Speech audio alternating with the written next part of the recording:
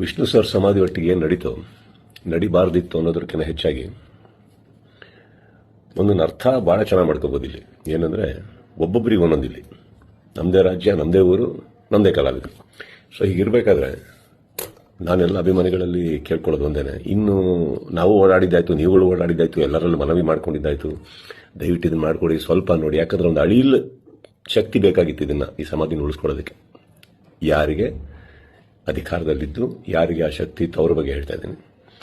So ಅದು ಮಾಡಲಿಲ್ಲ ಅಂದಾಗ ಇನ್ನು ಅವ್ರನ್ನೆಲ್ಲ ವಿಷ್ಣು ಸರ್ನ ನಾವು ನೋಡಿ ಬೆಳ್ಕೊಂಡು ಬಂದಮೇಲೆ ಒಂದಂತೂ ನಾವು ಕಲೀಲೇಬೇಕಾಗಿರೋದು. ಇನ್ನು ಭಿಕ್ಷೆ ಮಾಡೋ ಅವಶ್ಯಕತೆ ಇಲ್ಲ, ಕೇಳ್ಕೊಳ್ಳೋ ಅವಶ್ಯಕತೆ ಇಲ್ಲ, ಕೇಳೋ ಅವಶ್ಯಕತೆ ಇಲ್ಲ, ಮುಗ್ದೈತಲ್ಲ. ಮಾಡಾಗಿದೆ, ಮಾಡಬೇಕು ಅಂತ ಇದ್ದಿದ್ರೆ ಇಷ್ಟೊತ್ತಿಗೆ ಮಾಡಿರೋರು. ಮಾಡಿಲ್ಲ ಅಂದಮೇಲೆ ಎಲ್ಲರೂ ಒಂದು ಅರ್ಥ ಮಾಡ್ಕೊಳ್ಳಿ, ಯಾರು ಏನು ಹೇಗೆ ಎತ್ತಿಟ್ರು ಇದು ನಾವೇ ಅಂತ ತೋರಿಸ್ಕೊಟ್ಟಾಗಿದೆ. ಇನ್ನು ಇದರಲ್ಲಿ ನೀವು ಅರ್ಥ ಮಾಡ್ಕೊಳ್ಳೋಕೆ ಎಷ್ಟಿದೆ ಅರ್ಥ ಮಾಡ್ಕೊಂಡ್ಬಿಟ್ಟು ಇನ್ನು ನಾವೇನು ಮಾಡಬೇಕು ಅಂತ ನೋಡೋಣ. ಈಗ ಮೊನ್ನೆ ನಾವು ವೀರಕಪುತ್ರ ಶ್ರೀನಿವಾಸ ಅವ್ರ ಥರನೂ ಮಾತಾಡ್ತಾ ಇದ್ದೆ. ಅವರು ಒಂದಿಷ್ಟು ಯೋಜನೆಗಳು ಹಾಕೊಂಡಿದ್ದಾರೆ, ಆದಷ್ಟು ದೊಡ್ಡ ಒಂದು ಪ್ರತಿಮೆ ಕಟ್ಟಬೇಕು ಅಂತ ಇದ್ದಾರೆ. ಅದನ್ನು ಮಾಡೋಣ, ಬೆಟರ್ ಅಲ್ಲ? ಅದನ್ನು ಮಾಡೋಕ್ಕೆ ನನ್ನ ಸಂಪೂರ್ಣ ನಾನೇನು ಮಾಡಬೇಕು ಖಂಡಿತ ನನ್ನ ಕಡೆಯಿಂದ ನಾನು ಮಾಡೇ ಮಾಡ್ತೀನಿ. ಎಲ್ಲರಿಗೂ ಒಂದು ನೋವಾಗಿದೆ ಅನ್ನೋದೊಂದು ಗೊತ್ತು. ರಾತ್ರಿ ಅದು ನಡೆದಾಗ ಹೇಳಿತನವೂ ಹೌದು, ಮಾಡಿದವ್ರದ್ದು ಬಿಡಿ. ಆ್ಯಂಡ್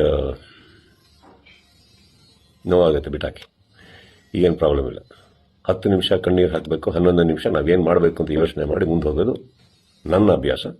ನೀವೆಲ್ಲರೂ ಅದೇ ಮಾಡ್ತೀರಾ ಅಂದ್ಕೊಂಡಿದ್ದೀನಿ. ಕೈ ಚಾಚಿದ್ದು ಸಾಕು, ಇನ್ನೇನು ಮಾಡಬೇಕು ನಾವು ಮಾಡೋಣ. ಜೈ ವಿಷ್ಣು ಸರ್.